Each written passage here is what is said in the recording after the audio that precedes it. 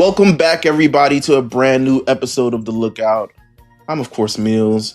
We're here. We're finally on video. We're back on video for summer at Kame House, so shout out to that. Yeah. We have a full house in the building, and we got a full episode to really go through. So I'm just going to go through intros really, really quickly. We got, of course, myself, Meelz. Below me, right here, LJ himself. LJ, what's up? What's good? Captain USA right here. Yep, listen. We on I need sports stress. My life does not function without sports stress. It's just been so not stressful for the past 2 weeks. Yeah, man, listen, it's been I need it. So I was like, World Cup happening. Why Absolutely. not? Let's be patriotic. Diagonal right here, we got 80. 80, say what's up to the people. What's going on? I'm going to Fan Fest at some point within the next few times they have it downtown, man. My sister went down there. It was crazy.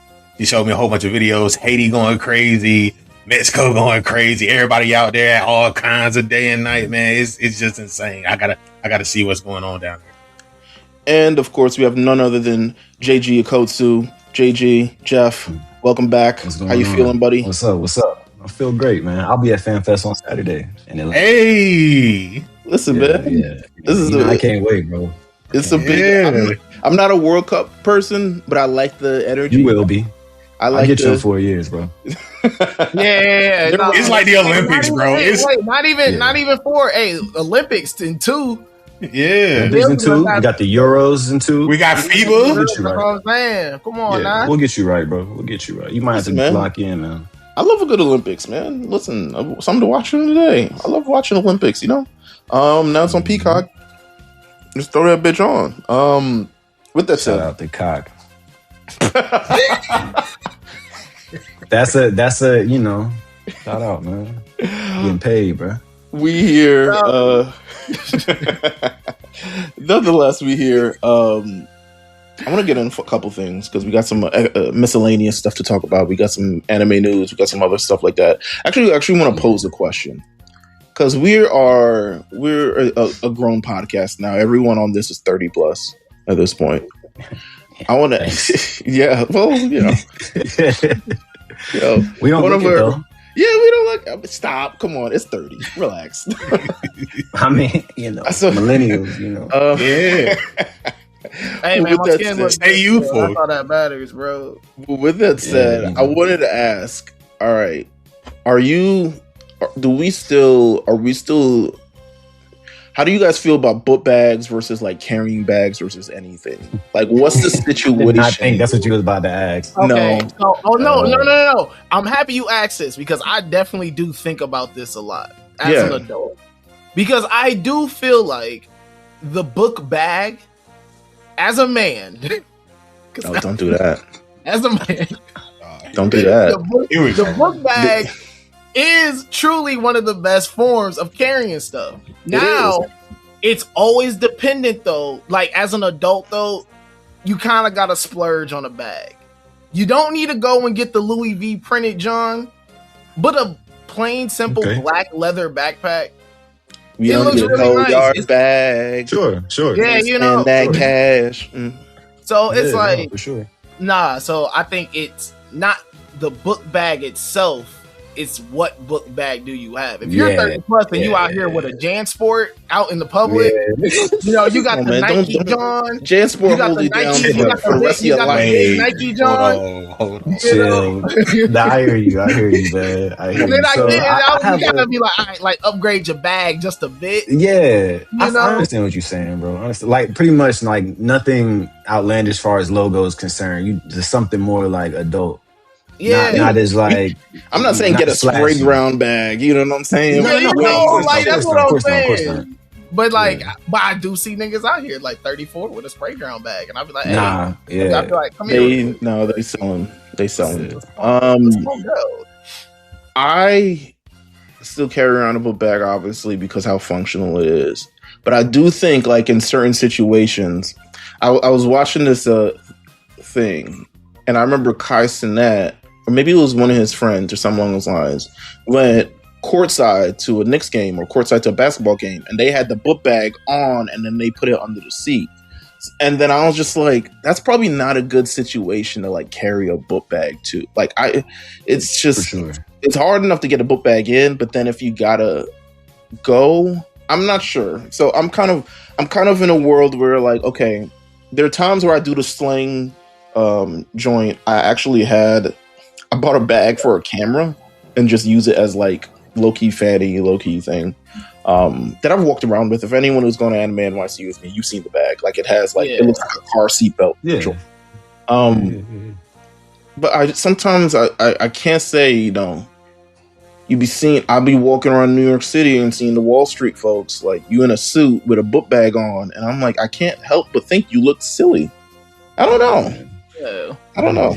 Yeah, it depends on where you're going. That's the thing. Like where you're going, what you got in it. To me, like I'll carry around a book bag if I got my laptop stuff in there. I always got my laptop. Yeah. Like, you know, things like that. I carry a backpack every day. Yeah. It just is what it is. Like, do you put it on? Are you walking in with the book bag on? No, one shoulder, like one shoulder for sure. I don't double shoulder. One shoulder for sure. But when I walk into the building, I take it off and I carry it like the Rock. Yeah, that's why. Yeah. That's really, you carry. You got it. Yeah, that's you do cool. that. You can do that. You can get away with it. Either way. You can get away with it. I carry the trash like that. Anything in my right hand, groceries, I'm walking like a Stone Cold hold a belt. Can't help it, man. Can't help it, bro. Yeah, y'all don't do that. I know y'all know what I'm talking about. I know. Of course. But no, it's like, you know, like the Rock carry the belt. You just sling that shit over. Yeah. It just kind of like it's a swag. It's just the way you carry yourself with it. But yeah, I like my backpack. I take my MacBook, my gym clothes, everything. I mean, shit, yeah. But I probably do need to invest in something crazy. Do you? I have a separate gym bag. Gym bag stays in the car though. I'm locked up right now. At the locker. Gym bag stays in the car. It's usually you bring it inside at night after the gym. Whatever is old, take it out, renew it, and then it goes right back into the whip. Yeah. Have I told you so many times? I mean, I'm sure I've told Jeff this many times of like, I wish I had a car, because he was trying to explain something to me yesterday about gas. Oh my God, dude. We just had this conversation yesterday, bro. I sent him a voice note because like, oh no, I'm gonna let you tell the rest, but I sent him a voice note because I got to the gas station and that shit was like $3.52, bro. And I was literally hyped, bro. So, I mean, because past month and a half, $3.80, like shit like that. Man, listen, you put rag in yours? You got rag in yours? Yeah. I'm on the primo. Yeah, I bet you are. That shit right there. My joint was $5.18. Dog. That's crazy. And I sent him a voice note, just super excited about it, explaining like, yeah, bro, I can't believe it. And so then go ahead, I sent him a voice note of like, I promise you, I want to be able to relate, but I have no concept of like what gas prices are because I don't drive. I've never drove. I don't own a car. I don't own anything. So I know like people complain when it gets like $4 and more. But I don't have like a real, and people are gonna shit on me. They're like, you grown ass man. But I have no concept. I have no concept. Yeah, it's different. Yeah, I mean, it's different because you are in a city where your public transportation is otherworldly, where there is really no. When I'm tray fare is $3, I'd be like, nah, fuck this. You know what I'm saying? Yeah. This is it. You know what I'm saying? Like I can't do it, but Mom Donnie make it funny. Nah, man. When I got hit on the NJT tax, I saw that was $17 to get in from Newark. I was throwing up in my mouth. I was like, God, that's another thing. I've never lived outside the tri-state, so like all these other fees for all the actual trains, path trains and stuff like that. Like I don't fucking do that. I've been taking public transportation since I left New York, bro. When I saw you last, bro. Listen. Last time I got on something, yeah. Hey man, listen. I want LJ to tell his story about last week. So what happened last week, man? He flew into New York City for the New York Knicks parade. Yeah. Actually, I'm so glad you're bringing this up, man. And like, mind you, we're like, okay, we're going to this parade and shit like that. I get the text from, I'm sleeping. I get the text from, he doesn't even send really a text, he just sends his location. So like I looked up and I was like, oh, he's there already. Mind you, it's like 5 a.m. Like, he's there already. I'm like, bro, cause me, like, even when it comes to like shows and stuff like that, like I like to get there to be able to like walk in. I don't like have to wait. But I know this is a fucking parade. The New York Knicks parade, they estimated over 2 million people were there. There were more than 2 million people. It felt like over 2 million people. Like, yeah, it felt like 3. Like, it felt like a lot. So LJ, you got it. So I'll say from my perspective, I did not get to see any of the parade shenanigans at all. It was just like by the time I got there, which was like lightly before 7 o'clock, NYPD was like, no, we're not letting in any more people to the parade route, which is like barely a mile long.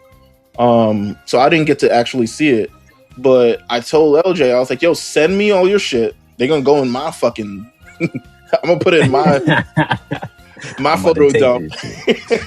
Yeah, I'm gonna put it in my photo dump. But little did I know what his experience would be. So please share your experience in the parade, please. All right, so before I tell this story, a couple people I need to shout out. First, shout out Meelz. Always shout out Meelz. Shout out to the homie Sleaze, who just moved to New York not too long ago, him and his wife, and he just graduated, got his badge and gun from the NYPD, and whose first assignment is the New York Knicks championship parade after getting his badge and gun. That's a sign. That's crazy because I hit up my cop friend and he was like, I'm going nowhere near that, bro. Don't even ask me. So shout out to my dog Sleaze, because I hit him. He knew I was in the city and he was like, man, he gave me the rundown on what the parade was going to be like. He was just like, this is what time we're setting up. This is what time we're setting people in. Here's the locations. Here's what I think the best spots will be because they're going to have the most space. Like, once we hit capacity, we are not letting anyone in. Like, we're running a tight ship. So he was like, bro, get there early. So shout out to the homie Sleaze. The biggest shout out to my dog Chuck, who is the assistant and player development coach on the Knicks. Chuck's been my ride or die right hand since my freshman year of college, and we've been locked in since. Obviously, he knows I'm a diehard Knicks fan. And so when everything happened, let him know, like, hey, I'm coming to the city. He was like, say less, you're staying with me. Just pull up to the parade with me. Cool. Like, all that. So I'm like, man, bet. I'm so happy I get to see my friends. Like, this is a once in a lifetime situation. Yeah, it's fire. So the day before I got there, he hit me and texted me and was like, hey, the team sent out an email and it was pretty much like, only players will get +1s and all these people. He was like, I'm like, man, it's fine. Like, I'm just happy to be there. Cool. We gonna still kick it, be a part of everything else. So we hang out the night before. I actually went to the Yankees game the night before with some of our other friends. And then we go to this little event. I get back to the place. I sleep for probably an hour and a half, maybe 2 hours. Then I'm up again. I'm like, fuck, I gotta get down there. So I get down there early. It was actually pretty smooth. I'll just say this: his motor is different than my motor completely by like a lot. Actually, he can move. I know my limits and I know where I'm not going to be able to like hang. But he's got a motor like crazy. But go off. So we get there and it was actually pretty smooth, like how they kind of had everything set up. It wasn't like too much shenanigans, and even if some shenanigans was about to pop off, the community was so tight. Like, everybody was like, "Hey, man, calm that shit down. Like, we not playing that." So I get in the prayer. I get a great spot. You can tell we never been shit at all. Niggas was like, "Get in line, nigga. Come on, you don't ruin this for the rest of us." Yeah, for real. They was trying to make sure shit didn't pop off. Like, man, what? They was, everybody was chilling. Everybody was cool. People were happy. I was just keeping my eyes open. It's just me down there, so which is nice because I'm like I could kind of maneuver without feeling like I gotta drag somebody or it's like being another person got it. So I was able to maneuver quickly, get in of spots, get in, get out. Had a great location. My boy Chuck texted me, "What cross street are you at?" I'm like, "I'm here and here." He said, "Okay, as soon as we get there, I'm getting off and I'm grabbing you and I'm putting you on the float with me." I said, "Okay, bet." That's fire. Walt Frazier goes by, and then the first, it was like either the first or second float goes by, third float goes by, phone rings, boom. Where are you at? Where are you at? Now, mind you, everyone's screaming. I'm like, I'm right here on the corner. I see him. I'm start jumping. I'm right here. I'm right here. He runs over, tells the cop, clear out. They move the gate. I get over the gate. After that, I pretty much black out. I'm like, this is insane. I'm like, what the heck? Gets me on the float. They passing me champagne bottles to pop. I'm over here spraying champagne bottles. Part of the team now, baby. I'm part of the team now, man. I got a hat. Yeah. I got like, oh man, like, so I'm going crazy, man. It's a legit. It was different in terms of seeing. Like honestly, now I'm in the parade. I'm on the float. I'm looking at everybody. We're going down the street, and I started getting emotional. I want to say it's crazy because again, we're looking at your story, and at one point, your story is like, I'm watching niggas come by, and then suddenly it's all here. Yeah, bro. I was like, I had to text him on the side, bro. I'm like, I can't just DM this. I gotta text him. Yeah, just immediately like, bro, what? Like everyone was like, I'm like, what's going on, bro? Yeah, you know, if you're on my close friends, you got a real close up of what was going on. This was crazy, bro. Yeah, it was legit nuts. And then after that, it was my time in New York was a 48-hour binger. I barely slept. It was event after event and this and that, but that right there was, like I said, I'm in the parade on the float. I'm looking at the city. I'm looking at everything, and I'm like, this is insane to see. Like, it's just seeing everybody just going up and how much this just meant. I was like, yeah, nah, this is like I said, once in a lifetime. Bro. Yeah, nah, but shout out to Chuck, shout out to Charles. He was really like, man, it was funny because, all right, if I gotta cut any of this out because of any discretion, don't say that. No, I'm saying, but no, it's not that. But he worked with Mike Brown back when he was at the Kings. So when Mike Brown got let go, they let go of his team, and so me and him we talked all the time. And after that, he was kind of like, I don't know where I'm gonna land, I don't know where I'm gonna go. And I had told him before, I said, hey, Mike going to the Knicks, you coming with, you the missing piece we need for a championship. Like I text him that, and that happened probably a couple of weeks after we got bumped from the Eastern Conference Finals. So I was early, like, bro, y'all coming to the Knicks. Mike Brown gets hired. Mike Brown calls him immediately. He gets on the team. He's like, bro, you called this. I was just like, man, I told you. I said, I seen it. And then once they won the championship, he just called me. He's like, dude, obviously, once again, I know you're a Knicks fan. I was like, man, just to see one of my closest friends, like, be able to celebrate that and like reach that amount, like it hit a little different. Cause I'm like, I got this personal connection with someone that, man, remember freshman year of college, both of us in the library grinding, all the other crazy things we done did. So it's like to see him reach that moment, man. Shout out to my dog Charles, for real, man. That's my man's. Shout out to Chuck, man. Shout out to him. Shout out to everybody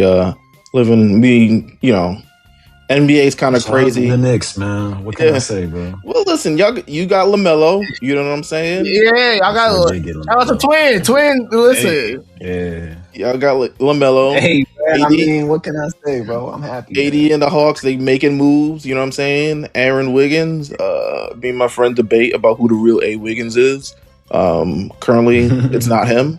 Since he got traded. But you guys are working towards something, so I think this will be, Knicks. We can't keep everybody. We don't, second aprons capping us, so God knows what the fuck is gonna happen. But we're having fun nonetheless. I want to quickly kind of like talk a little bit about anime news before we transition to the main topic, because I do want to get to the main topic. Very interesting things, of course, over the last 2 weeks. We got a lot of trailers. We got a surprises. Jeff, one thing that you were incredibly happy about is that there's new Hunter x Hunter for people to indulge in. Yeah. Yeah, there is. What makes this exciting for you? What are you hoping for? What are you anticipating? All in all, it's just for the brand to like come back as a whole. So anime, like for me, it's just about pushing the brand overall. So I'm hoping one, it finishes. Maybe we'll actually get to the Dark Continent. Maybe things that we've been waiting for can transpire. But mostly just to like get the franchise back going. You know what I mean? Like that's really what I care about ultimately. And there is some rumors about an anime too. So I heard. So that'll be interesting. Does he need to get like a low key, like how Jujutsu Kaisen Modulo did it? You know what I'm saying? You might need to move in that direction. You might have to, tell the story that way. So I'm just saying. We'll see what happens. Also today, that happened as we're recording this. So we're recording this typically a little bit earlier than we normally do. Dr. Stone has officially ended. The anime has officially ended. I've not touched the final part of the last season yet, but I absolutely will.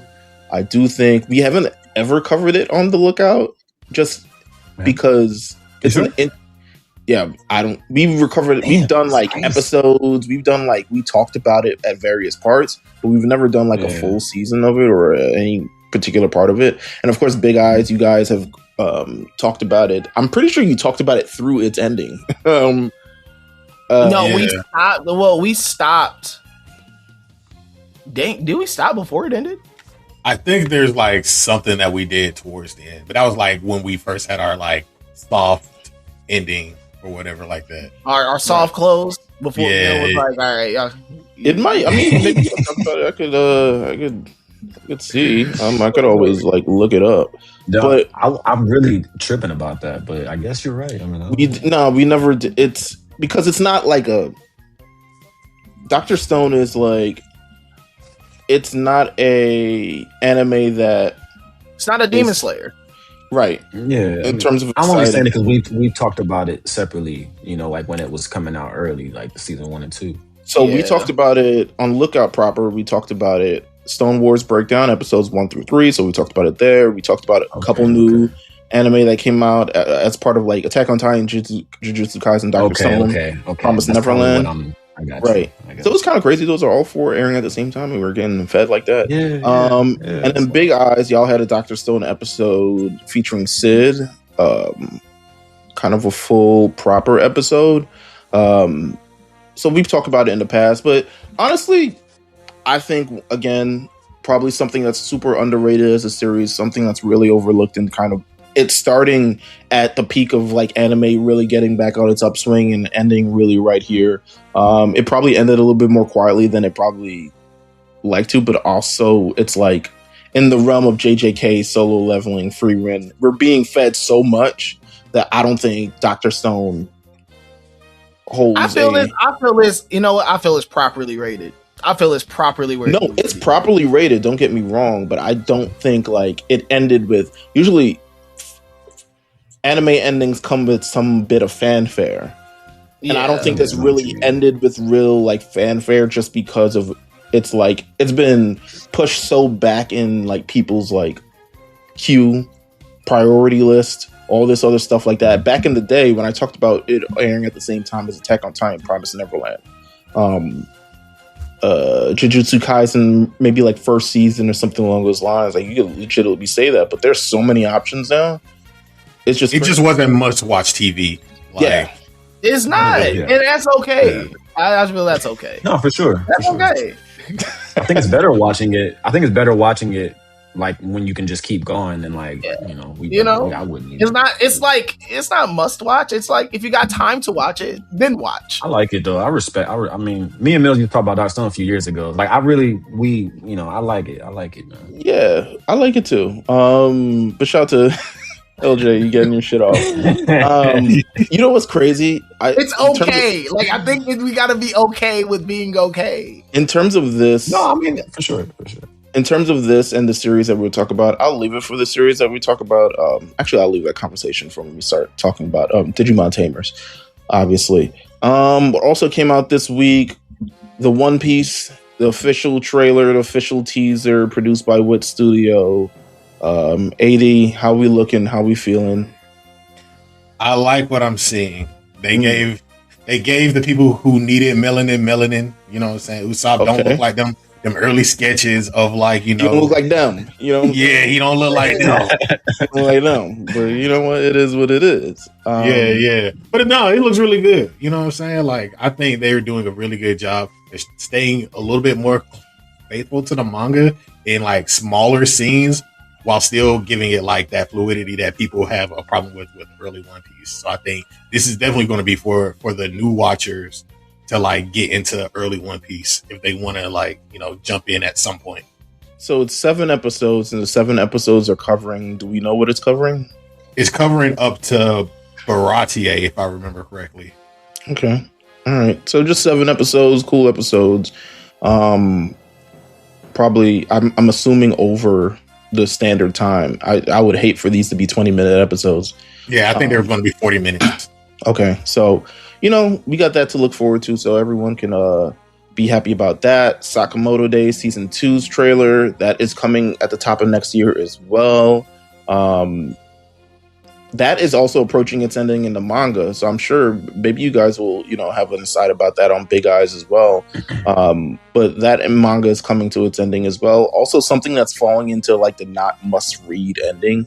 I would argue that maybe it's like, I wouldn't say it's overstayed its welcome, but because of I think this last arc kind of extended out a little bit, but then I also feel like because of the lack of power behind Shonen Jump right now, people are kind of have left the series a little bit. I mean, they are.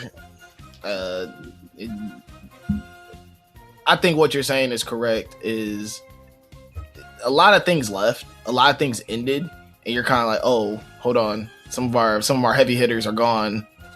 This is kind of next in line as a heavy hitter. Yeah. So it's kind of like, all right, you got to pull a little bit more weight. I do think that last arc, it definitely got stretched out a little bit more than maybe they even wanted it to go. But I do think that, I mean, it was consistent. It did what it needed to do. But it is getting replaced. Like its spot is getting replaced with something I feel is really, like, we talk about heavy hitters. The return of Bleach. Yeah. The return of Bleach. Go ahead. I'm not even finished reading it. What it is. I was going to say the fact that like they said, you know what, all these young new mangas are starting to end. Let's bring back the old heads. You know what I'm saying? Let's bring back Bleach. Let's bring back Hunter x Hunter. You know, let's get these more familiar names back in here. Let's get this going again. Let's get people back interested in Weekly Shonen Jump. It's a strategy. You know what I'm saying? It's a strategy. It's definitely a strategy. It's definitely a strategy. Well, I mean, you got to think though too how things have been rolling with some of these newer titles outside of Kagurabachi. Things have been kind of falling flat. Like things aren't, even the things that are still kind of running, they're not picking up the star power that they wanted. Like I'm pretty sure they want. I feel like even like something like Akane Banashi, where it's a really good manga. It's just it's not having that star quality. Blue Box doesn't have that. It's lost kind of that star quality. Like that one's ending. They gotta bring something back too. Huh? I said that one's ending probably in the next. Got to be within the next month or so. Yeah, so it's kind of like right now they are. I mean, I'm sure a lot of those big three guys would love to be at home kicking their feet up and not continuing to write. Yeah, no, for sure. But let's start something. The bag calling. And we talked about Hell's Paradise on the last episode, but the mangaka for Hell's Paradise definitely talked about. He dropped a few. Maybe at the top of last year was like, I'm working on a new series. So I'm interested to see when that's supposed to come out and what that's supposed to necessarily do. But he definitely said that he was working on that. So maybe that'll head to Shonen Jump as well. But continuing with kind of the releases and the trailers and stuff, we got Chainsaw Man Assassin's Arc. I mean, Chainsaw Man we are so far removed from where the fuck the manga, like we are years behind. but in a good way. I think this is. Yeah. I think the way they're doing this, the arc, it's preserving, I guess, the a little bit of the artistic integrity of the actual show itself by making these arcs itself like must watch part of its own. I would love it to speed up a little bit. I would love, we've been finished with the first part of Chainsaw Man for at least like maybe 4 years now. And yeah, and so we went. I think the second part of Chainsaw Man started when we all went to, around the Anime NYC, kind of like where we started going there, or maybe it was the year after we all went. But Chainsaw Man Assassin's arc, this should be incredibly interesting. It looks really, really good. They're continuing kind of like the animation from the movie, which I think is a plus. So highly looking forward to it. I think next year. I'm assuming next year. Yeah, probably. Yeah. And then, of course, Jujutsu Kaisen season 4. It's interesting they didn't do like season 3 part 2. They're just straight up season 4 is about the next part of the Culling game. Yeah. It's because they about to wrap this shit up here in like 2 years so they can move on. I do not believe that. I believe there's so much more. I'm only saying it because of the conversation we had about that last arc. Yeah, I believe all these anime studios and with the incredibly building business of anime just in the East and in the West, that they're extending this bitch as long as they can to build out all these feature films and shows. So Jujutsu Kaisen, they did. Go ahead. The fact that they did the modulo animation, you know what I'm saying? Like it's gonna be a while. Stuff. There's definitely gonna be end of whenever JJK ends, final season. Right. They're definitely gonna hit that young clip of modulo at the end, and then you're gonna get season 6 JJK modulo. And then teaser at the end, like it was. We talk about little spaceship passes by in the sky. Wow. Mom, it's gonna end. Some little kid, Mom, are aliens real? Someone. Dun. Part 2, Men in Black. Men in Black. Listen, JJK Men in Black too. That's crazy. Absolutely. So we have that. A lot more down the pipeline. I'm expecting a lot more anime news this summer. So make sure you guys continue to stay on the lookout for all that stuff like that. Let's get into the main topic, the main event of what we were talking about this episode. This is my personal pick for us to be able to watch. And the reason why I picked this one is just because, one, nostalgia. I love just fun kid nostalgia of kind of going back to it. But two, there was an interesting stat that I think we shared in our respective chats a month ago regarding Toei Animation releases its franchise revenue rankings for the fiscal year. And number 1 was One Piece, of course. Number 2 was Dragon Ball. And number 3 was Digimon. Digimon, even over 20 years later, 25 years later, oh my God, over 25 years later, continuing to still be a moneymaker in terms of product, interest, shows. The ecosystem of it still exists. It's not as thriving as like Pokemon. Obviously, it's never been Pokemon, but it is continue to have its own like moments, and it's continued to have its anime. And ultimately, at the end of the day, like you talk about Digimon Tamers season 3, similar to the previous season before this, I think ultimately in Japan, these anime shows were just really promotion for the toys. For things that people to buy.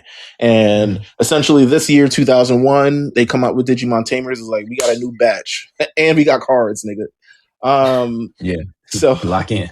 Yeah. I mean, that mindset is so prevalent throughout Tamers of this show is so y'all buy the other shit. Yeah. Like, you can tell. Thanks. I mean, I do like the fact,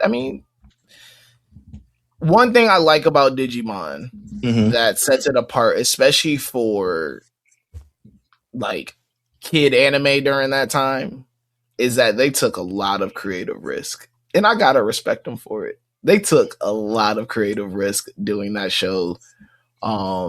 One of them paid off of kind of setting it in this like real world where Digimon is an actual thing. You know, they do have the games in there. They do acknowledge it as a TV show, and they do acknowledge it as a video game. And now they're kind of tying it in of like, what if Digimon were real though, and they came into our world? So, it's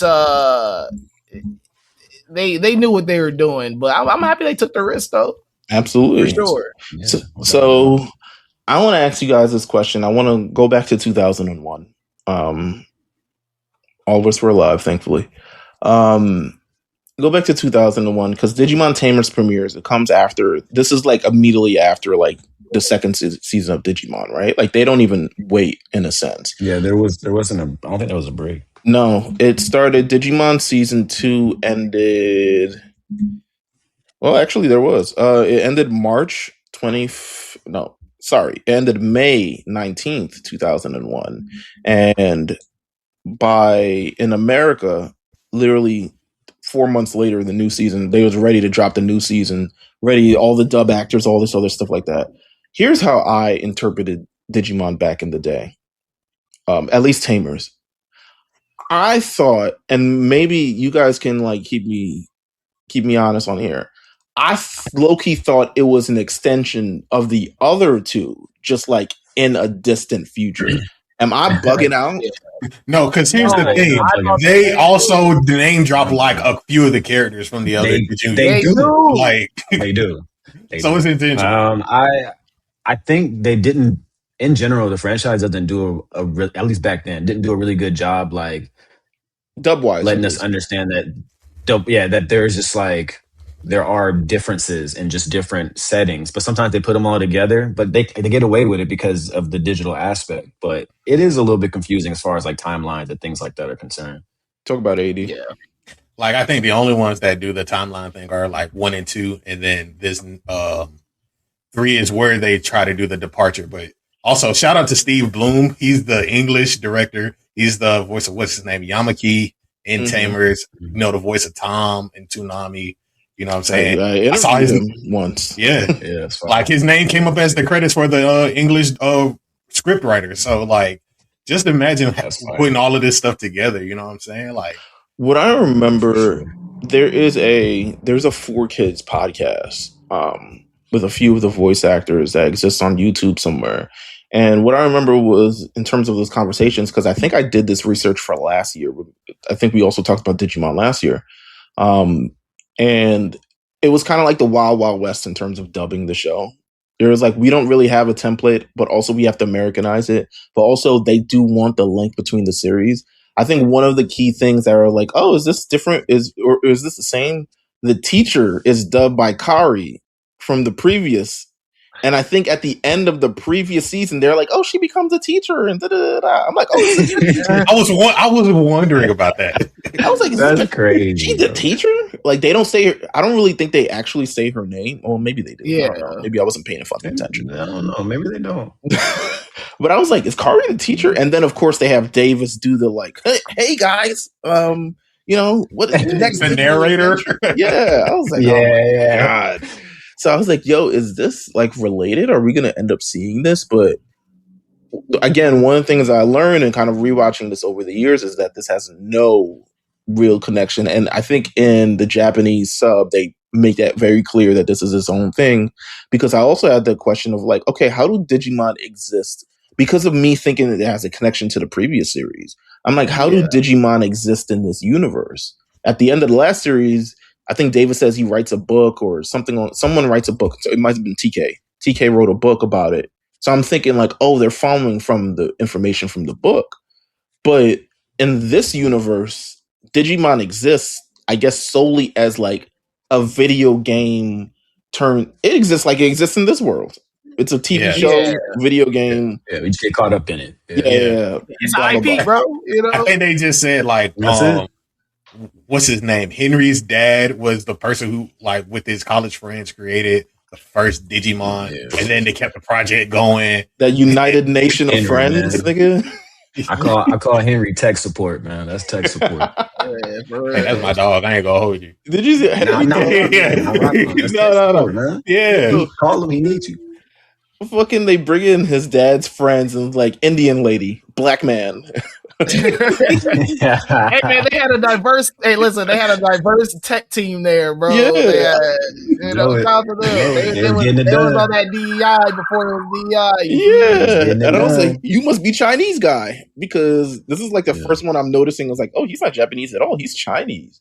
And I think I only noticed that because he was like, for whatever reason, in one of these episodes, he's practicing martial arts on the roof. Yeah. Oh yeah, man. Listen, my dog was mad in a Tai Chi. Hobbies, man. Dog, listen, he was mad in a Tai Chi. He was real, like he was really into it, and I really respect him for it, because he also knew. He was like, nah, this power, these hands that I got should be used for peace. I'm actually a pacifist. Yo, crazy, my bro was really a pacifist, but he was like, if I need to, I can. I really can. I don't really need this Digimon, just like y'all know. Yeah, don't push me, you know. It makes sense. We start swiping the card. He's like, like, you know what I'm saying? Like. I was like, all right. Meelz, I want to just piggyback off what you mentioned about like the success that they had last year going into this year, because talk about a lot of it was centered around, they did have anime running. I believe 2 different animes at the time kind of ran near the same time. But the game, I think Time Strangers was really what helped push them a little bit further. Just being like rated really well, it actually got a chance for people to be like, oh, like, let me see what's up with this. And it actually being a very good game, reminding millennials some of these characters that you might have forgot of, names, and just like the difference between Digimon and Pokemon was, I feel like they were definitely trying to separate themselves, even though it was still for kids our age. They were also like, you know what, if you want to see a little something different, this cat turns into a sexy ass lady. We wasn't getting that in Pokemon. No, it wasn't happening. And I feel, it worked. Because it was different. You know, like it was like, it felt like it's like the in between stage to watching something a little bit more, teenage, like, you know, like you just lock in. They had cool toys. They had, the cards were fire, even though obviously, yes, Pokemon was dominant, but you know, even at that time, Digivices, they were doing really well because Tamagotchi was doing so well, you know, and it was like they were kind of one and the same, but different brands. So it worked out, man. I mean, I sent you the chart when I saw it, Meelz. I never forget, because I was like, Time Strangers. Listen, man. Shout out! I got like 90 hours on Digimon Time Strangers, and which was not expected at all, but. Yeah, shout out Digimon. It's one of definitely the surprises of last year in terms of like the game and how it's performed and how people are receiving this and how much hours. It's like, it's the game we've always wanted from Pokemon, but they just won't do it. But you know what I'm saying? But in terms of like the creative liberty, you talk about that series and being more mature, being more adult. Digimon clearly has the creative liberty to really do anything they want. And I'm going to talk about, I was doing a little bit of research and kind of found all the production notes for the show in terms of like things that change, things that are be done, et cetera, et cetera. So I definitely want to talk about that. Let's see. So the plot of the show, Takata, ordinary kid obsessed with Digimon. After creating his own Digimon, who I mean, as a kid, I used to draw all types of shit. I drew Mega Starmie before Mega Starmie ever existed. Yeah. He was pretty good, though. He was pretty good. Listen, man, listen. He drew the fuck out of Gilmore. He had a little steam from Blue's Clues. He bit the style a little bit. He bit the style a little bit. Yeah, he did. He's like Agumon of blood. Yeah, I know. He's like, it's Agumon, but it's cool. You know what I'm saying?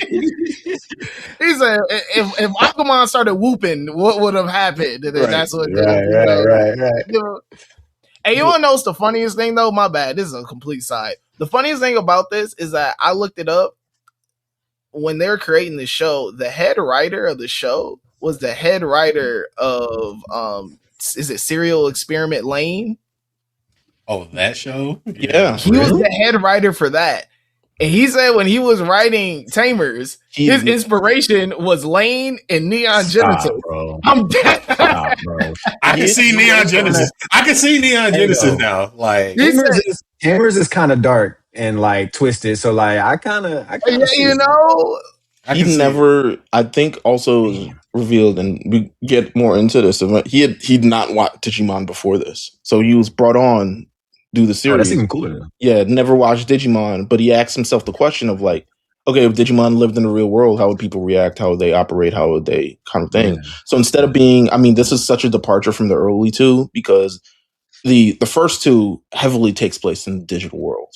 And digital world is like this, it's like Earth, but it's different. It's like Earth, but it's Namek, but it's like, all types of different things, all types of different avenues, and everyone has a partner.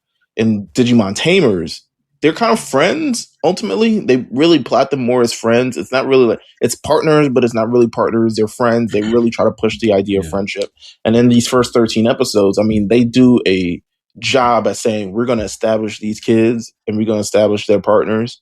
And because back in first episode, we were thrown into it. We just had to assume all the archetypes of this character. That's moody kid, nerd, booty girl. Booty girl. Yeah, girl. Yeah. You know what I'm saying? Ditzy head, Ditz. Dude with goggles, he's the leader, et cetera, et cetera. So, and he's still the leader in this one. They're like, all right, I'm wondering what the decision is. Like, do we need him to have goggles? Yes. You gotta have some type of primary cool thing. It could be a do-rag if it was okay, in reality though, you gotta think it could be a do-rag. It's hilarious. You gotta think what they were got their little against. Sunglasses. It's like, okay, we give them goggles, but like they got little, they got their little Spy Kids glasses or it's a trope though. I mean, look at like Gojo. That's what I'm saying. Like look what they're going against. That's what I'm saying. They're going against Ash with the backwards, you gotta go against Ash with the hat backwards. Ash had a lot of accessories too. Like multiple things. So they were like, all right, goggles are going to be our things. They're going to send our Tamers out there looking like James Worthy. I'm going to do this research right here. That's funny as fuck, by the way. I'm going to do this research right here. I want to know where they're at in Pokemon as Digimon Tamers started. Hold on. They got to be in Johto. They're definitely in Johto. When Digimon Tamers started... They're definitely in Johto. It's crazy to think about. They're deep into Johto, but also like this is the part where niggas are just falling off the show. It's like, as much as we love it, how many episodes of this shit can we take? You know what I'm saying? These Team Rocket solving new Pokemon friendship episodes. And you kind of get that here as well. I mean, a lot of this, as we evolve, it becomes, like we talked about, Monster of the Week. But I'll say this, and this is the point I wanted to make also with the Dr. Stone thing. I think, because it becomes incredibly prevalent that the episodes and how they kind of like wrap up, there's development. But ultimately, it's like, beat the Digimon, save the day. You know the gist. And it's like, why are they here? But... with things like Dr. Stone, which is easier to binge, I believe that this is actually the opposite.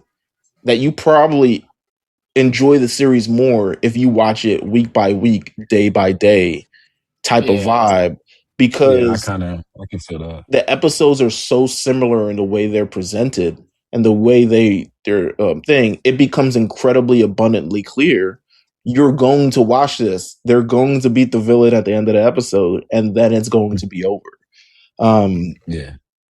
But again, they do have a lot of development. Let's talk about the characters a little bit.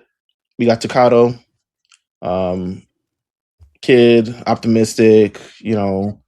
Accidentally creates Gilmon. Gilmon, pretty much like a fucking big red dog, like Clifford. Like he is a man's best friend. You know what? Shout out to my dog because he got shout out to him for having two supportive parents in the household. Yeah. And it worked. Listen, he lived upstairs from a bakery, nigga. That's what I'm saying, man. Like, listen, you already like, listen, he's around hard work. He's around real family morals and values. His dad even was just like, "Hey man, you up a little late. It's okay though because you're my son, and I understand you need rest too." Just letting you know. Yeah, just letting you know you're up a little late. I was Just letting you know. Whereas we got Rika, she's cold, believes strength is everything. You know what I'm saying? Very Paul from Pokemon. You know what I'm saying? Yeah. No, Renamon, we need to, she wants Renamon to Digivolve, but she don't know how. And the key is friendship. Yeah. But like Renamon was training her. Yeah, Renamon is not my friend. You know what I'm saying? Renamon, cool design. Let's just talk it out the way. Great design. Yeah. Great design. Really, really fresh. Yeah. Could have been a Pokemon, really, just visual. Oh, yeah, no, that ass could have been a Pokemon. That's what Ninetales could have been. They might have stolen. They might have very Lucario. There you go. Ninetale type. They gave Renamon some hits too. They gave Renamon some hits. Yeah. It's a shame what they did to their evolutions. All right. That happens in Digimon. That happens in Digimon, it happens. We got a Henry, obviously smart, doesn't really want to fight, but tech support. Tech support. Yeah. Tech. Terriermon. Cool. Your favorite, Jeff. Look, I love Terriermon, dude. I'm getting Terriermon and Lopmon tatted, actually. It's planned. Why do you like Terriermon? I want to ask, why do you like Terriermon? When I was younger, I just thought it was like, for me, and this is kind of weird because I do like Agumon and but like to me it was like, as far as just cuteness, it was the closest thing to Pikachu in my opinion. Just like I just thought it could have been the mascot of Digimon, and I feel like the series would have went even further. Now to me, it digivolves into some bullshit. Hey, whoa, hey brother. Who don't want a fighter with two blowers as hands? I hear you. I really mean like with jeans. Listen, bro, he had two Glocks and some 501s. This is the moment. I just like the cuteness, man. Honestly, I just think it's one of the cutest Digimon I ever seen, bro. Shout out Lopmon as well, although we're not going to talk about Lopmon, but we have Jerry. She probably would have been a great character in these days. She is clearly like neurodivergent. Someone who's she at first she's neurodivergent. Yeah, at first she feels like a background character, but then she becomes more important later. By virtue of she would have been great. Like if this was a manga, I would have been like, oh, there's an arc for you, honey. There's something for you. There's something be somebody. Yeah. They did her dirty in one arc. Her meeting Leomon, and she's like, "Give me your Digivice." And her car started declining, bro. Like that's not how that works. She ain't got no funds, bro. Ain't got no work, buddy. No, that bitch was a she would be a great character on Love on the Spectrum. I would love to see her. Yeah, facts. So it's a shame what happened. Y'all don't want to do a podcast on Love on the Spectrum, man? Hey, bro. Hey, Jeff, call me. That's I need to get Logan on the show. I don't want to go crazy about this, but we'll talk about it on the side. Yeah, we'll talk about it. Hey, listen, after this. I want to talk about, and also another one, Impmon, who I think has the best arc of all the characters in the show. Man, easy. Impmon is the personification of every kid that knew how to do a backflip at the age of like 6.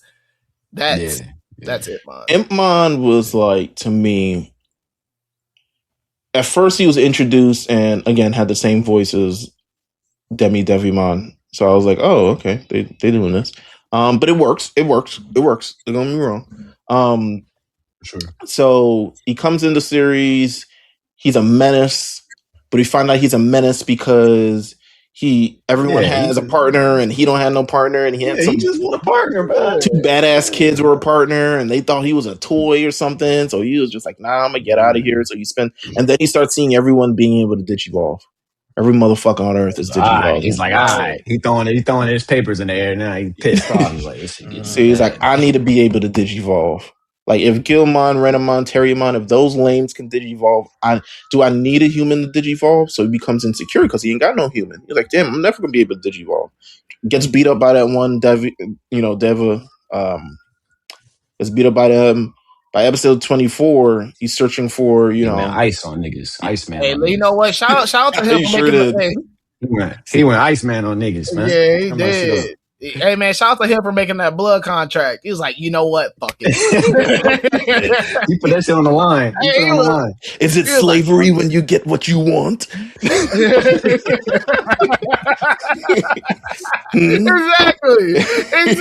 that. It's just like, listen, man. I got a motorcycle. I got 2 fucking. Bro, he got a motorcycle. He got 2. Listen, I'm living good, on, man. He got 2 Mossbergs just sitting there. So for sale, boy. Man, listen.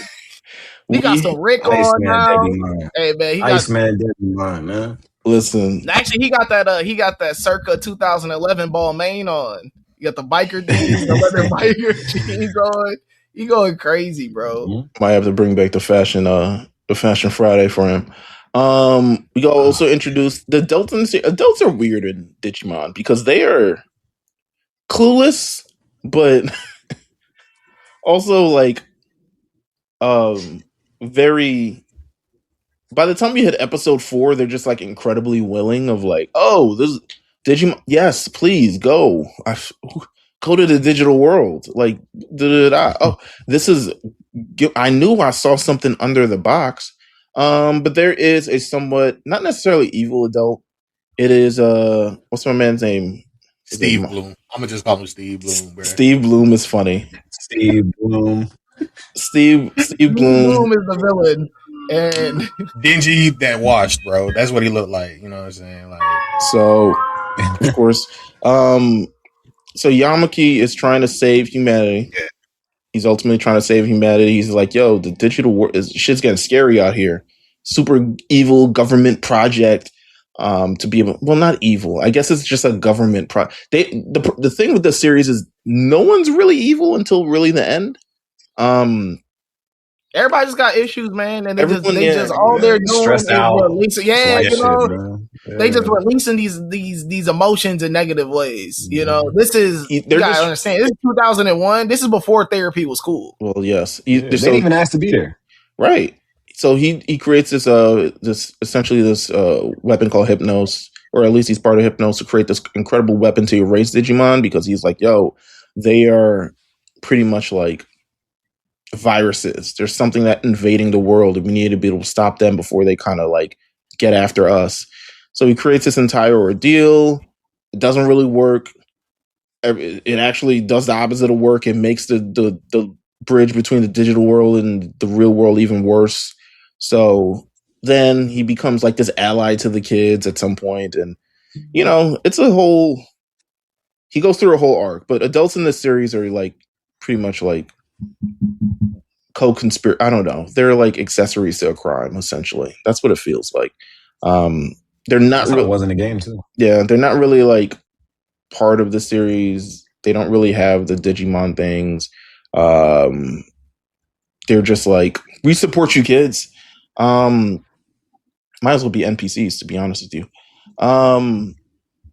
Let's see. Again, the big conflict is that Takato believes Digimons are friends, but he also stopping Digimon from getting in the world and fucking shit up. Yamaki feels like Digimon are dangerous programs threatening everyone, and then the Devas really pull in after episode 13 through 24 and essentially be like, humans are fucking up everything. So if we gotta kill some humans, if we gotta stop these kids. They had a point though. Yeah, I mean, I feel you. So then they were like, oh, the reason why this shit is happening is because of Kalmon. Yeah. So they kidnapped the little thing. And that's the little thing that's actually making things digivolve. It's kind of weird. It's like, all right, is it powering the Digivice? It's a little MacGuffin that just like whenever the plot calls for it, you know what I'm saying? Everybody digivolve. That's what it is. Lock in, bro. We about to die. You gotta change. Yeah, listen, bro. What? All right, so we'll do Either this. Get down or lay down. We'll do this. Let's properly we'll give it grades. Let's properly rate these Digivolutions that we've seen thus far. We're not going to get to the Megas because the Megas ain't do it, but we ain't here. So Gilmon, let's talk about Groundmon. Yeah, I respect Groundmon, but this is like a B. Yeah, it doesn't change much, which was odd. You know what I mean? He drew that shit. Digimon. Yeah. He gave him more tattoos. Like, you right? Yeah. Then he put the bands on him. Yeah. Yeah. I like B. Bee's cool. What about Skull? I think it's like Skull thing. No, it doesn't come Skull. It becomes that evil shit. War Growlmon, I think. War Growlmon. There you go. With the axes, yeah. War Growlmon is fire. Yeah. No, I hear you. Rock with War Growlmon. They put a Chevy on top of this nigga and like Gallop. They definitely put a Hemi on him. That's a Mopar, not a Mopar Digimon, man. It absolutely is. Terriermon evolves into. I mean, it's not bad. I'm not saying it's bad. It's great. That's why it's not bad. It's amazing. What do you mean? Yeah. The Mega Evolution is trash. I kind of like Rapidmon a little bit better. To be fair, I feel like this is like Rapidmon looks like Scyther when you give him the medal. What I'll say about these Digimon, Scyther, there you go. I feel like they don't stray too far away from the OG. Whereas in the previous 2 seasons, it's like Palmon to Rose Chick. That's what I'm trying to say. Yeah. But they drew them, I guess they drew them true to like, they kept it, the drawing aspect, turning them into cards, I guess makes it easier to keep them similar than like turning them into an angel. No. Yeah. Listen, I think it goes from something cute to something with guns. Then it turns into a robot. Then it turns into a dragon. Like sometimes you get a motorcycle at the end. Sometimes you get a motorcycle at the end. Unless you're Renamon, where I think your whole lineage is like some ancient folklore type beat. Yeah. Renamon digivolves into. Mind you, they call it like digital evolutions in Japanese, and we're here calling it digivolutions like dickheads. Imagine going to Japan and it's like Digivolve. It was like, nigga, what are you saying? It evolves into champion level Kyubimon, which is like Ninetales with some bells on it. Yeah. And the next one is Taomon, which is like a monk. Yeah, for real.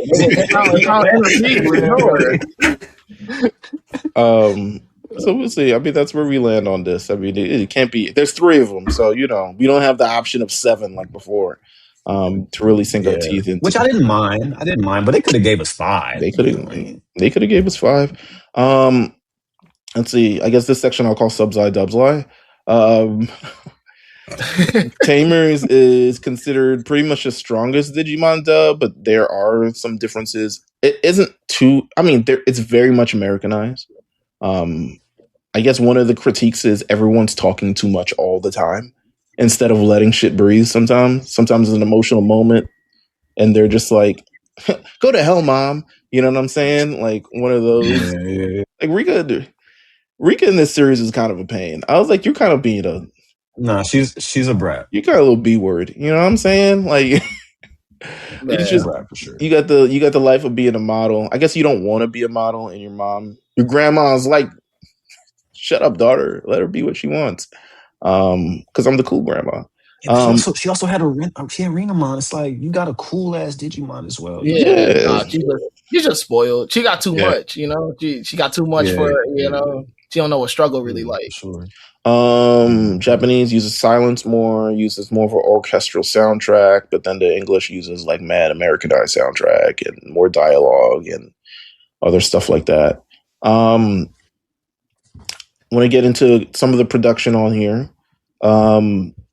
So behind the scenes facts of this show. So I went through, I think there's this website called, actually let me put up right here.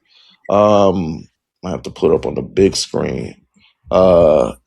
There is this website called, I think it's Digital World Archive, digitalworldarchive.wordpress, which, because I was looking for a lot of the development of the show and a lot of changes during the broadcast and a lot of things that happened via the broadcast. Let's see.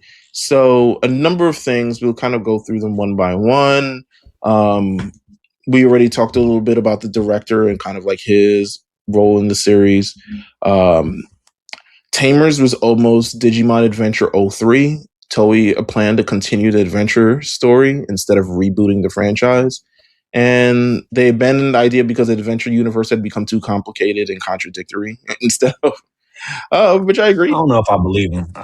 I feel like Pokemon was just whooping their ass, and they was like, we gotta do something. I think it's because like you made the niggas grown up, and you got them wives. And Yeah, you gotta kind of go with it. Yeah. And then they circle back around and do that anyway, like 20 years later. Yeah. Yeah. Well, they don't. I guess niggas are pseudo adults. Yeah, whatever. New director had barely seen Digimon. Gilmon was not originally supposed to be going to be the protagonist of the show. The protagonist was going to be Impmon. So that's funny. So he convinced Bandai to end up creating Agumon like Rookie, which became Gilmon. The show wasn't called Tamers originally. It was originally supposed to be called Digimon Adventure Evo. Inspired by the V-Tamer 01 manga. But they renamed the series Digimon Tamers. They intentionally made Digimon friends, not partners. Partners are almost extensions of the chosen children, but these Digimon start as essentially strangers and become friends with whoever the hell they're at. This one was interesting and kind of really telling. The story was not planned in advance. There was no ending for the series when they began writing the series. So they would write the stories. They was really going. Yeah, they was like it just had a budget. You can kind of tell. Yeah, you could definitely. I mean, but that's why it feels so Monster of the Week. Yeah, like, shit, we just run this formula back next week, and then what's the next adventure? Write the series, watch them air, see what works, and then adjust future script. And this ended up being one of the reasons why. Actually, I'll get to it. It's a little fact. Writers had a lot of freedom on this series because each writer would pretty much like write an episode, present it. They were like, "Cool, let's put it here, let's do it there." Yeah, we could have wrote that shit. We could have. Should that be that should be our lookout challenge? We write a Digimon episode, rough draft a Digimon episode. 30 minutes. Write a dub. Make it sound like a dub. I and Michael, the original Tamers of Impmon did not exist originally, but then since the guest writer wrote it in, they're like, "Oh, let's keep it in the show." Let's see. The digital world did not exist yet when production started. No one knew what Tamers' digital world was going to look like. That's why it looks so different from pretty much the other digital worlds. So it's like by the end, it's just like digital abstract grids and stuff like that. So they didn't really carve out what digital world was going to look like in Tamers. The Deva arc was supposed to be a little bit longer. And why a little bit? They like 2 episodes longer. But since ratings weren't as high for this, they just said, just get to the digital world. Just go. Niggas want to see it. Niggas are confused. 9/11 changed the rest of Tamers. So as this was airing, the show was airing alongside and what happened in 9/11. Episode 23, which is where the elephant monster destroys mad buildings and blows mad government buildings up and all types of other shit like that. Yeah. Wow, the timing. Everybody got hit with that shit, man. The Porygon episode from Pokemon. That one got taken. That was the Tentacle episode. Was it? Oh, the Tentacle episode. Sorry, I said Porygon. Yes, Tentacle is such like a. Did it happen or didn't it happen? Because like. It was always in the openings, but like it's in the opening. Yeah, it's in the opening. Like, you know, in the shot, he hits the tower with his tentacle. Yeah, but it's not. Yeah, it's not in the thing. Features explosions for the Tokyo Metropolitan Government Building. It aired just days before 9/11. So if that episode aired a week later, chances are it would have been pulled from television. Niggas is soft, man. But they've done. I really think about it, man. They've done that shit. All I'm saying is this. Now, no building can get blown up ever. Like, I mean, no building can ever get blown up after this. You can't watch Godzilla. They changed. They changed a lot of the show afterwards because 9/11 did a lot of 9/11 did a lot of PR work for buildings. That's what I feel like. PR work. Architecture at that time got a lot of that's crazy. Is that now no building can ever be blown up on TV ever again? That's crazy, bro. The card. Nah, you're right though. The card slash mechanic wasn't based on actual game strategy. People just picked it because the artwork looked cool. So it was just like, hey man, sometimes I'd be like that. Yeah, I mean, I didn't get the card shit. They didn't get cooler cards. They didn't unlock better cards. They just unlocked the best cards were the ones that made you digivolve.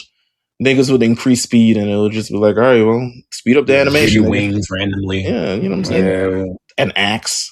You need an axe. Yeah. The original AK-47. The original opening accidentally implied that dozens of kids become tamers, and the director had not planned for that and was shocked when he first saw it. So he didn't design the opening. But clearly, then 25 niggas show up. And he was like, in the background. Like, he was like, you know what? We'll give the two nerd kids, Digimon too. We'll give them. I think one of them gets machine, and one of them gets some lame shit. Like, Leomon was like, the last like bastion of like a good thing, but I think the other two kids get to Digital World and they get like some lame ass Digimon. Let's see. The director's biggest goal for the Real World arc, which is the first 13 episodes, was like, what would everyday life look like if Digimon suddenly became real? So that was his thing. And there's a bunch of other stuff. I mean, if we get to the stuff after this, there's a lot of stuff, a lot more stuff about this series, including the ending and stuff. So definitely a lot of production, a lot of things. 9/11 changed shit. Actually, Digimon Tamers in America begins airing literally days before 9/11 as well. I'm interested to see if it changed because if you remember that week of 9/11, it was just like, man, after the third day, it was like, put some shows back on TV, nigga. Yeah, I was turning on Disney Channel, and I was like, nigga, why the fuck Hillary Duff talking to me about 9/11, bro? I wasn't trying to talk about this shit, bro. Turn the shit back on. I was trying to get away. You know what I mean? I was trying to get away from this shit. I played so many hours of No Mercy on N64, and then I was just like, yeah, I hear you. Put the shows back on, man. But I want to see SmackDown. Come on. Our parents were stressed. Definitely. They was stressed, boy. We'll do some final questions before we get out of here. Favorite Digimon design? It's gonna be general. Doesn't have to be in Tamers. Ooh. Mine is Marine Angemon. It's very random, but as a kid, I was like obsessed with it. It's just I like cute Digimon. Okay. I don't know why, but I like cute Digimon. I would probably say one of my favorites. I mean, I think War Greymon is pretty cool. Black War Greymon, Existential Crisis. Black War Greymon was crazy. Existential Crisis, Black War Greymon was also my favorite. Come on. This cutie, dude. Are you kidding me? It's the strongest healer in the game. Apparently, but then I was like, wait, Magna Agumon evolves into that, nigga? Life. Digital creatures. It doesn't have to be favorite. Anything that's stuck to your brain right now. Probably Flame Dramon. Flame Dramon is cool. Flame Dramon. Yeah. Like the hat. Was it Bezelmon? Beelzebumon. Oh yeah. Oh, tough. Yeah. Shouts to the woman counterpart too. Her name is out of my head right now, but she's got underboob all the time. They edited out the fucking Fox Kids, or Jetix, or wherever the fuck you watch this show. Jetix. But favorite evolution sequence, Digi-evolution sequence. What's a moment that was like, oh, they Digivolved? That shit was tough. Wait, when was it that when the two Digimon they fused? God, War Greymon. Yeah, War Greymon. And the first Metal Garurumon. And War Greymon. They fused? And they went. Oh, yeah. You talking about they fusing? Like Digimon Season 2. You talking about like the movie? I think it was the movie. It was. Oh wait, yeah. It was the movie. It was. I think it was the movie. Digimon, right? I think it was the movie. Yeah. That shit was crazy. I was like, hold on, they going to they going together. Such a great moment, dude. I was like, oh shit. I would say I'm a big fan of like when manga Anjuman, like when we got that towards the end of the series, is like the last 2 episodes. It's like, all right, Anjuman's finally gonna like he'd been OP anyway. Yeah. But then they were like, oh, Yeah, not only yeah. does he heal the group, but then he knocks niggas into different dimensions and shit. So that was pretty. He was basically a mega, but like in an ultimate form. Yeah. Jeff, Man, they got some names on these motherfuckers, don't they? I feel like Jeff, Digimon sequence. It's hard to really. I'm like, bro, going back and watching this, trying to relearn all the Digimon names.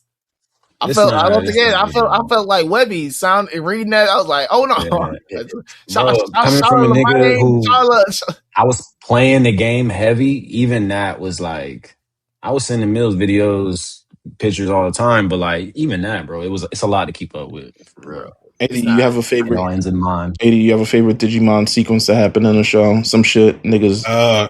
Probably like in Frontier when they used to fuse and it would be like burning Greymon or some shit, like a whole fusion transformation like that. That would probably be mine. Okay. I used to think those sequences were too long sometimes. Like when I don't know if y'all feel the same way. Sometimes I would get upset that it was happening. Cut the screen in 4, nigga. Come on, man. I was like, sometimes I'd be sitting in front of TV like, come on, I already know what it turned into, dog. Episode 8. Nah, bro, you gotta get the arm transformation. You gotta get the leg transformation. Dude, no, you gotta extra, figure out you gotta get into your Megazord, bro. War Greymon. Losing the skin. Yeah, they were kind of hip hop. That was the funniest part. I was like, man, they just done ripped this person's skin off. Yeah, and then they just rebuilt the whole. Digivolving looks painful. That's all I gotta say. It looks like a painful process. Yeah. You go through. Would you Digivolve if you had the opportunity? If I was, a lot of those first stages are super cute. If I could stay super cute, I'm not tripping. I'm not tripping, bro. Yeah, you don't want to. Jamal just want more guns. He's just as long as I'm not turning into a big ass cactus, nigga. Yeah, exactly. He said you don't know what you're about to even really turn into. You're unsure. No, I would. You know what? I'm down for whatever. It would just be hilarious if I Digivolved and I had titties at the end of it. It might happen. It might happen. Like, yeah. Okay. Right. That's cool. Let's see. You know, these questions kind of stink. No, they don't, dude. Favorite tamer? Who's a favorite tamer thus far in this series? Oh, Henry. It's just gonna be Henry for me. It's Henry? Yeah, Henry. At this point, he's the most useful. Mm-hmm. He always had the information, tech support. He had a squad. Yeah, it probably is Henry. Listen, bro, he was real centered. That Tai Chi was working. Yeah. Yeah, Absolutely, man. Rank the first 3 seasons of Digimon. I do think Tamers is probably the best out of the 2. Only because for me, it's way more mature. It's darker. Yes, like you mentioned, like watching it back now, back to back, like it is very similar. But as a child, hitting it every week, it felt new. Like every time you watched it. I kind of got it at 1 personally. Rank it. Then 2. Yeah, 1, 3, 2, 1. Adventure 2, and then 3, 2, 1. Yeah. What about you, AD? Yeah, personally. Yeah, probably the same. 3, 2, 1. Yeah. LJ? Yeah, 3, 2, 1. I might go 2, 3, 1. I don't know. I could go like that. But I can hear an argument on 2. I wouldn't be mad at that either. Like I can hear an argument for 2. I think 3 recency bias. I just watched it. Yeah. I might go 2, 3. I just think it's a tad bit more mature, more dark, a little bit more, I think like 2 for the continuity with 1. Yeah. I think they upgraded the show with 2. I feel like 3, some of the characters are kind of like, so I would say that 2 definitely has more character. If you ask me, favorite character after watching 2, there's more options for me to choose. They introduced a new character into 3, like after this 24 episodes, who I just assume is cool guy with the haircut. Yeah, but he was supposed to have a real story. Did he? I forget. Yeah. No, Rio or whatever his name is. Ryu, the guy who is that the dude who didn't want to fight? Yeah, or he wanted to fight. I forget. I'll be honest, I haven't seen it yet, but I know there's another nigga that shows up at the end of this shit. Yeah, the one that always wants to fight, right? Yeah, it's the one that always wants to fight. Yeah. No matter what, like he wants to fight. Yeah, like he wants to go. Yeah, you gotta. Yeah, okay, yeah. I thought I was tripping. Those not always my favorite characters because they always end up like putting the whole team in jams. You be like, damn it! You like, what are you doing, dude? Yeah, you know. Like the pacifist nigga, he gonna like not get you jammed up, but he gonna make you just look soft. Or you gotta like, no guys, we don't need to. Like, nah, you kind of gotta scaring the hoes. It's scaring the Digimon. It's scaring the digital monsters, nigga. Final thing. Would you make this series into a live action Netflix series and or movie? Yes, only if Guillermo del Toro does it. Yeah, Digimon would work live action. Whoever did do bullshit CGI and go crazy. Yeah, I was about to say whoever did Detective Pikachu, like do that. Yeah, they could do it. It'll work. Fuck it. I need practical effects, bro. Yeah, put angel wings on niggas. I don't know if Digimon he feathers flying up. If Digimon are ugly animated, they're just gonna be uglier in fucking real life, bro. Them niggas gonna be disgusting. I know, but when they get it right, they really get it right. Like the cool ones look really, really cool. You know? It's just gonna be funny to see like Animal turns into like Terrence Howard. You know what I'm saying? Like yeah. Or like this piece of shit, or this gold piece of shit. Yeah. You know? Yeah, listen, man. I don't know, man. When they reveal Agumon live action and he looks like he has, foreskin, it's gonna look bad. Yeah, I agree. He looks uncircumcised. You're just like, oh, this is a. They would have to clean it up for sure. Yeah, for sure. That's what I'm saying. Like, is there a margin for error? Yeah, absolutely. Yeah. Would I still watch for my own personal? Yeah, absolutely. Yeah, like not even a question. I don't care how bad it might be. I'm locked in. I'm locking in. They're getting my money. Yeah. I don't know about it. I'll have to see. With that said, it's like watching fighter game movies. A lot of those are bad. But I'm gonna go watch Sydney Sweeney's gonna be in the new Gundam. Listen, she's my char. Listen, Sydney Sweeney's my char. Detective Pikachu? No, we can't talk about it. All right, whatever. Detective Pikachu. Nah, I look crazy. Detective. I can't say that. Listen. Detective Pikachu bothered me when Mewtwo had teeth. In the movie at the end, where you just have a set of chompers on him. They gave him the pop smoke. Gengar's design is the one that Gengar really made me mad. That was the one that when I saw that I was like, oh, I don't know about it. Turn this shit off. He had teeth too. He had like square teeth. Yeah, Gengar had the pop smokes. Yeah, he did. Turn this shit off. Yeah. They was neared up like Mark. That's funny. With that said, first of all, thank you, Jeff, for coming on and talking Digimon with us. Dude. Yeah, no, it's nothing, man. It's nothing, bro. And thank you guys for tuning in. Thank you guys for listening to everything that we're talking about on this episode. Next week, we will have a brand new episode of Big Eyes, but also this week, as you're listening to this, we have a brand new episode of Risekai. I believe they're talking about Sentenced to be a Hero Season 1. Am I right, AD? Oh, yes, sir. Yes, sir. One of the winter darlings from this year. Absolutely. So make sure you guys tune into that. Make sure you guys tune in the previous episode of Big Eyes. The next episode of Big Eyes will be next week. And in 2 weeks, ladies and gentlemen, we will be talking about Mob Psycho Season 3. We're wrapping it up. They finally wrapped it up, so we wrapping it up. We've talked about it over a number of Summer Kame House. This is practically a Summer Kame House exclusive because we have not talked about this series at any other point on this. We were wrapping it up. Mob Psycho Season 3, Giant Broccolis, you know what I'm saying? Man gets his heart broken and kind of lashes out. Who are we to judge?